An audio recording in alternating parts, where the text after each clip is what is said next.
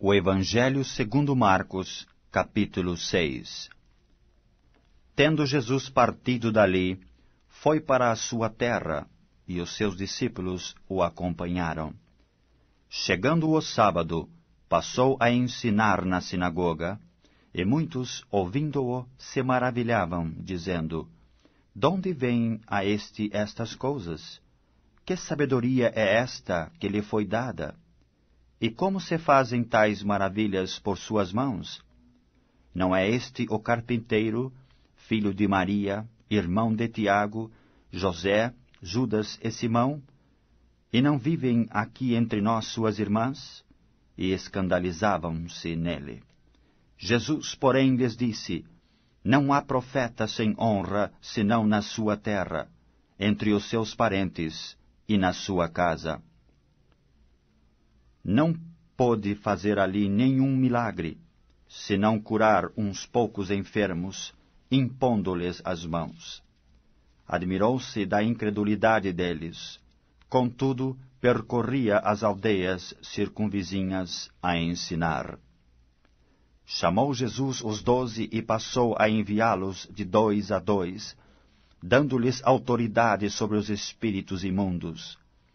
Ordenou-lhes que nada levassem para o caminho, exceto apenas um bordão, nem pão, nem alforge, nem dinheiro, que fossem calçados de sandálias, e não usassem 2 túnicas. E recomendou-lhes: "Quando entrardes nalguma casa, permanecei aí até vos retirardes do lugar. Se nalgum lugar não vos receberem, nem vos ouvirem, ao sair dali, sacudi o pó dos vossos pés, em testemunho contra eles." Então, saindo eles, pregavam ao povo que se arrependesse. Expeliam muitos demônios e curavam numerosos enfermos, ungindo-os com óleo. Chegou isto aos ouvidos do rei Herodes, porque o nome de Jesus já se tornara notório, e alguns diziam: "João Batista ressuscitou dentre os mortos, e por isso nele operam forças miraculosas." Outros diziam: "É Elias." Ainda outros: "É profeta, como um dos profetas." Herodes, porém, ouvindo isto, disse: "É João, a quem eu mandei decapitar, que ressurgiu." Porque o mesmo Herodes, por causa de Herodias, mulher de seu irmão Felipe, porquanto Herodes se casara com ela, mandara prender a João e atá-lo no cárcere. Pois João lhe dizia: "Não te é lícito possuir a mulher de teu irmão." E Herodias o odiava, querendo matá-lo, e não podia. Porque Herodes temia a João, sabendo que era homem justo e santo, e o tinha em segurança. E quando o ouvia, ficava perplexo, escutando-o de boa mente.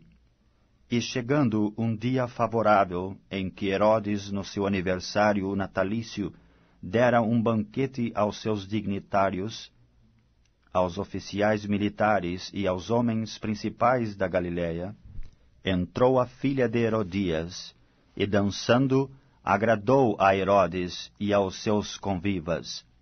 Então disse o rei à jovem: "Pede-me o que quiseres, e eu te darei." E jurou-lhe: "Se pedires mesmo que seja a metade do meu reino, eu te darei." Saindo ela, perguntou à sua mãe: "Que pedirei?" Esta respondeu: "A cabeça de João Batista." No mesmo instante, voltando apressadamente para junto do rei, disse: "Quero que sem demora me des num prato a cabeça de João Batista." Entristeceu-se profundamente o rei, mas por causa do juramento e dos que estavam com ele à mesa, não lhe quis negar. E enviando logo o executor, mandou que lhe trouxessem a cabeça de João.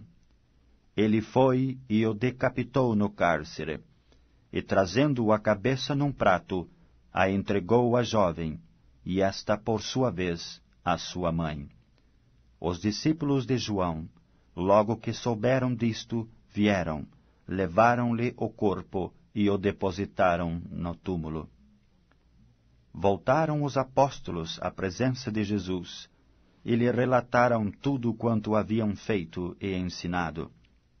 E ele lhes disse: Vinde repousar um pouco, à parte, num lugar deserto, porque eles não tinham tempo nem para comer, visto serem numerosos os que iam e vinham. Então foram sós no barco para um lugar solitário. Muitos, porém, os viram partir, e reconhecendo-os, correram para lá, a pé, de todas as cidades, e chegaram antes deles. Ao desembarcar, viu Jesus uma grande multidão, e compadeceu-se deles, porque eram como ovelhas que não têm pastor. E passou a ensinar-lhes muitas coisas. Em declinando a tarde, vieram os discípulos a Jesus e lhe disseram: É deserto este lugar, e já avançada a hora. Despede-os, para que, passando pelos campos ao redor e pelas aldeias, comprem para si o que comer. Porém ele lhes respondeu: Dai-lhes vós mesmos de comer. Disseram-lhe: Iremos comprar 200 denários de pão para lhes dar de comer? E ele lhes disse: Quantos pães tendes? E de ver. E sabendo-o eles, responderam: 5 pães e 2 peixes. Então Jesus lhes ordenou que todos se assentassem em grupos sobre a relva verde. E o fizeram, repartindo-se em grupos de 100 em 100 e de 50 em 50. Tomando ele os 5 pães e os 2 peixes, erguendo os olhos ao céu, os abençoou, e partindo os pães, deu-os aos discípulos, para que os distribuíssem, e por todos repartiu também os 2 peixes. Todos comeram e se fartaram, e ainda recolheram 12 cestos cheios de pedaços de pão e de peixe. Os que comeram dos pães eram 5.000 homens. Logo a seguir, compeliu Jesus os seus discípulos a embarcar e passar adiante para o outro lado, a Betsaida, enquanto ele despedia a multidão. E tendo-os despedido, subiu ao monte para orar. Ao cair da tarde, estava o barco no meio do mar, e ele sozinho em terra. E vendo-os em dificuldade a remar, porque o vento lhes era contrário, por volta da 4ª vigília da noite, veio ter com eles, andando por sobre o mar, e queria tomar-lhes a dianteira. Eles, porém, vendo-o andar sobre o mar, pensaram tratar-se de um fantasma, e gritaram, pois todos ficaram aterrados à vista dele. Mas logo lhes falou e disse: Tende bom ânimo, sou eu, não temais. E subiu para o barco para estar com eles, e o vento cessou. Ficaram entre si atônitos, porque não haviam compreendido o milagre dos pães, antes o seu coração estava endurecido. Estando já na outra banda, chegaram à terra em Genezaré, onde aportaram. Saindo eles do barco, logo o povo reconheceu Jesus, e percorrendo toda aquela região, traziam em leitos os enfermos, para onde ouviam que ele estava.